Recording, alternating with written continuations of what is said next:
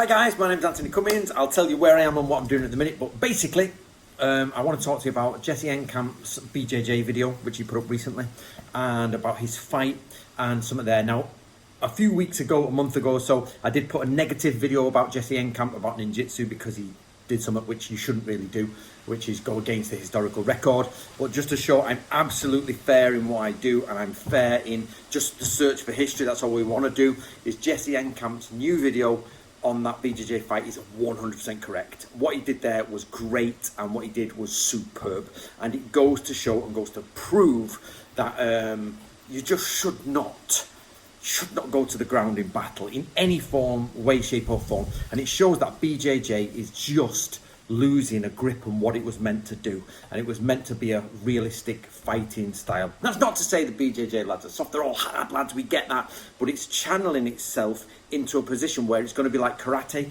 where karate was hard, people were hard, it was dangerous. If you met a black belt, he'd kick your head in. But now it's like you meet a black belt and you're like a 10-year-old, you know, or there's some fat guy, and you're like, you know, he's just waddling around, and you're like, that. So karate has gone pretty much. Maybe it's making a comeback, but BJJ is doing the same. It's going down a path where it's no longer reality. And I want to talk about how this, because people don't realise, well, what I want to say is people don't realise is Brazilian Jiu-Jitsu is not Brazilian, it's Jiu-Jitsu, which was taught in Brazil, which has then become worldwide, which has then actually been taken sections of jiu-jitsu and they've used it and manipulated it till it's now something different. So jiu-jitsu is Japanese. It was originally a samurai art. It then it goes over to Brazil and it gets taught very hard and very disciplined, like the Japanese used to do it. But in the 1930s, by the 1940s, 50s, the war has happened and the jiu-jitsu in Japan is toned down to aikido, and judo changes and everything starts changing to be much more easy, fluid, look how nice we are. Whereas in Brazil, they're still dealing with gangs and gang members, and they're still fighting real, how it used to be with samurai. And then it comes out, goes into the world stage, becomes very popular, and then it becomes so popular it then gets overruled, and by that I don't mean it's overruled, there's too many rules in it, and then it becomes an issue. And you see Jesse Enkamp is trying to step off. This guy's like, no, we're not going to the ground. And it's like, no, you've got to go there. Well, what do you mean I've got to go there? I might just knife him, I might just stand on his head, I might just gouge his eyes out. Well, no, you can't do any of that. Or lock his foot then. We can't do that. So what do I do then? Well, you've got to just play these rules. Well, that's not a fight, is it? So I think Jesse Enkamp's video is superb, and what it leads me to say is basically you should, guys, make an absolute distinction now. I used to fight between samurai jiu-jitsu, modern Japanese traditional jiu-jitsu, and Brazilian jiu-jitsu. They're now separate things. I used to argue that Brazilian jiu-jitsu was Japanese jiu-jitsu and it's how the samurai did it, but actually it's no longer like that. A samurai would come to a Brazilian jiu-jitsu match and say, what on earth are you doing? I recognise that move and I recognise that move, but that's silly. What are you doing? You'll die.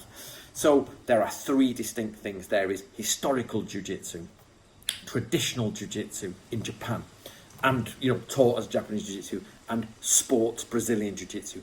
Get those three separate. Now, if you look at the Book of Samurai, which is a translation of a 1600 scrolls, which my team did, there's a passage in it which absolutely rings true, and it's like, get off the floor. If you go down to the floor, get off it very quick. Do anything you can to get up again, because you will die on the floor. You will die on the floor. Unless the only time being on the floor works is when you're totally alone, you're on your own, and the opponent is on their own, and you're a Brazilian jiu-jitsu expert who can pin most people, even when they're eye gouging you or headbutting you or biting you, and you've learnt to pin them on the ground and then wait. So if you're ever in a dark alley, you're a Brazilian jiu-jitsu expert, one person attacked you without a knife, and you can avoid eye gouges, biting, nut smashes, throat grabs, throat bites, then use Brazilian jiu-jitsu. But if you're not in that situation, don't use it. Get out of it and get up and get going, or get up and start standing on their heads. And especially, so that's for modern, but my focus is about samurai warfare. And do not imagine that samurai were messing about on the ground that much. Yes, they did. They went to ground, but very quickly, very ferociously, and they got up or died. Or there was a handful of them pinning one person. Now, from the same books, from the Book of Samurai says, we have the issue of how to grab and move people, how to get, you know, if you're on the ground, you smash through their face guard with the pommel of like that until you get off, so you can get off them. There's all this types of stuff. There is how in the book, the Samurai War Stories, there's how to lock someone and then cut out their throat and then decapitate them while they're alive. That's part of jiu-jitsu. So historical jiu-jitsu, traditional jiu-jitsu and sports jiu-jitsu are three separate things. Now, if you're following my channel, you should be looking for historical jiu-jitsu. If you're following Jesse Enkamp's channel, I don't know what you're looking for, because I don't know his audience. But there you go. But I've said this video just to prove that I'm not just against people or just pulling. That Jesse Enkamp video, the jiu-jitsu one, is a superb video. Well done to Jesse, well done. And guys, yes, I am still on holiday and I am working, but actually I've been with the in-laws and the stepchildren for a week nearly now, so it's like they've gone off to market and I'm enjoying this lovely villa by myself. So I thought I'd put up a video because it only takes me 10-15 minutes, because I'm doing it quick.